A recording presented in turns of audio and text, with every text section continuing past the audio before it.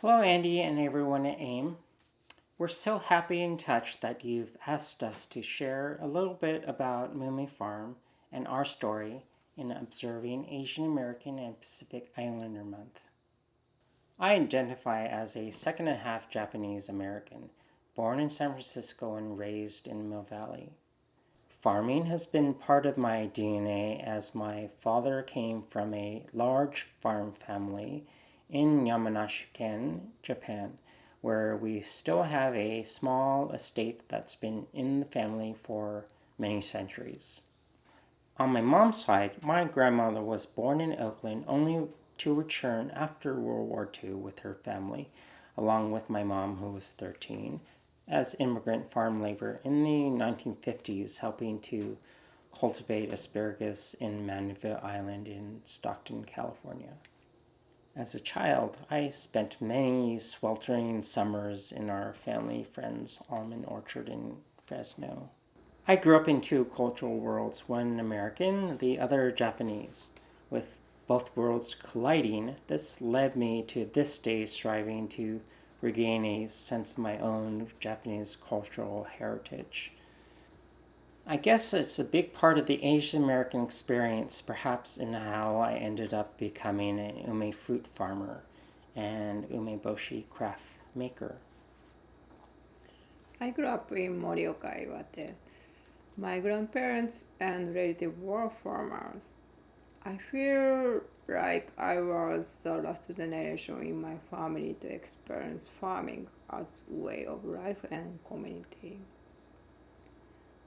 I learned a lot just by watching my grandparents and relatives how to cultivate and prepare many types of the food, especially umeboshi.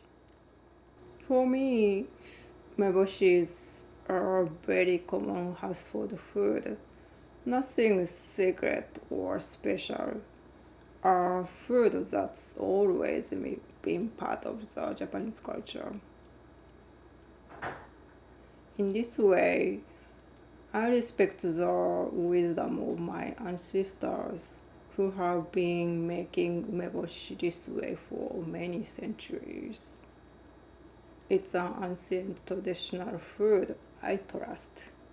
Ume is a stone fruit with a long history in Asia, originating in China as a medicinal food, then brought over to Japan, where it became naturalized and celebrated, especially during the Edo period in Japan. There were many poems and paintings of the ume flower. During the feudal samurai period in Japan, umeboshi was highly prized by the warrior class as a way to combat battle fatigue. Today, umeboshi is one of the most common foods found on dining room tables in Japan. We hope someday it will become as common as salt and pepper in the American household, not only for its unforgettable tangy umami flavor, but more for its natural restorative health properties. For Kiyo and I, we share a dream to have a more simple, meaningful life experience, a life more connected to the land and seasons.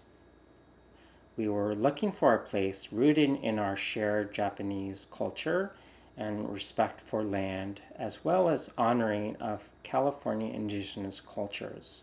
Sometimes life's meandering path leads to the unexpected. So when we heard that a Japanese owner of an ume farm was seeking someone to continue the tradition of umeboshi making, we heard the calling.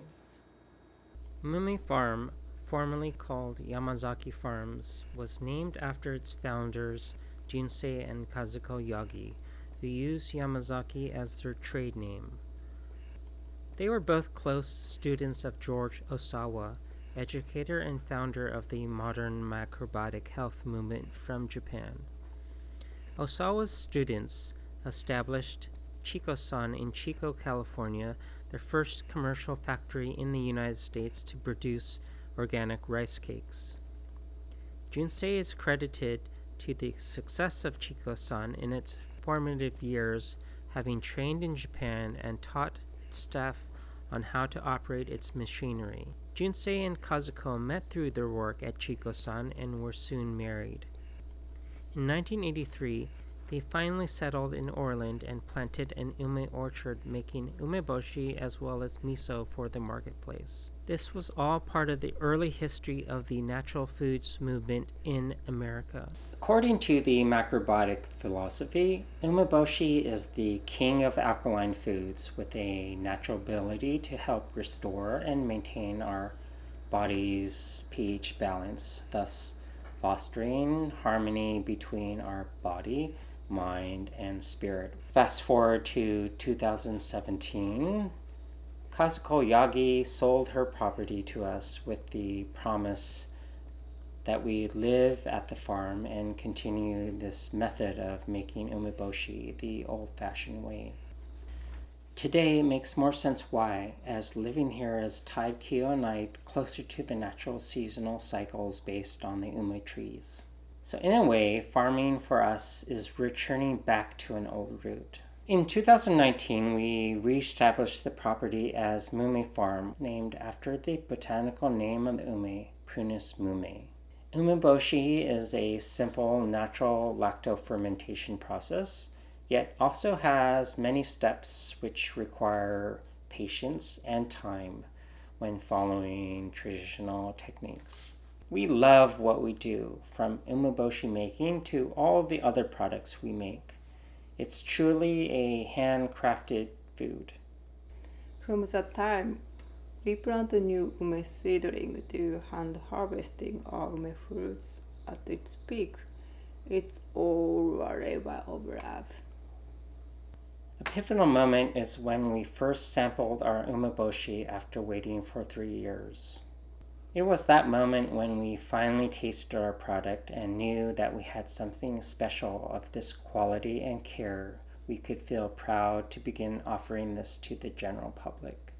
We're so grateful for AIM to have a marketplace to be able to sell direct to the public and help educate them about the many healthy and culinary benefits and flavors of our ume products. We are still learning every day how to take care of our trees, and soil in sustainable way with no chemical or pesticides. There are many challenges owning a small farm, especially water use. Many domestic wells dried up last summer in this extreme drought, with more agricultural wells licensed to supply a thirsty almond crop industry. Especially here in Glenn County, water issues and management will only escalate. If you have a chance to read The Dreamt Land by author Mark Eriks, it's a must-read to understand the history of water in California. I think Glenn County still supports small farms and its residents, and at the same time, there's definitely an underlying separation of interests from large-scale agriculture industries that is diminishing the diversity of crops grown here in Northern California. There were many changes involved with the purchase and our move, especially the cultural adjustment in moving from Oakland to Orland. We both community oriented, so before the pandemic, we hosted a gathering at the farm to celebrate our Japanese heritage. For us, AAPI Month is a legislative act and national recognition celebrating our cultural diversity and contributions, in sharp contrast to the Executive Order 9066 that intern Americans of Japanese descent and Japanese immigrants. So for us, it's meaningful in that we have the right to grow and live as Americans. We're so thankful to the AIM community for observing Asian American and Pacific Islander Month and celebrating the diversity of its producers. We're so delighted that you've taken the time to hear our story.